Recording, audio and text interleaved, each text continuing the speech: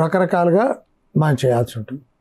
అదే below 6 months ఉందనుకోండి, దాంతోపాటు thyroid problems, calcium problems, hypercalcemia అనే ప్రాబ్లం ఉంటే కాన్స్టిపేషన్ వచ్చేస్తుంది. థైరాయిడ్ ప్రాబ్లం ఉన్న పిల్లలు, అడల్ట్స్ కానీ పిల్లల్లో కానీ కాన్స్టిపేషన్ చాలా కామన్గా ఉంటుంది. ఓకే. సో ఈ వయసును బట్టి కారణం ఏంటో నిర్ధారిస్తే దానికి తగ్గట్టుగా ఉంటాయి.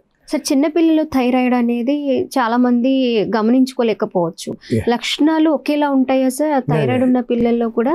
పసిపిల్లల్లో థైరాయిడ్ లక్షణాలు కనిపించాలంటే మనకి మినిమం 4 months to 8 months అయితే తప్ప కనిపిస్తుంది. ఓకే.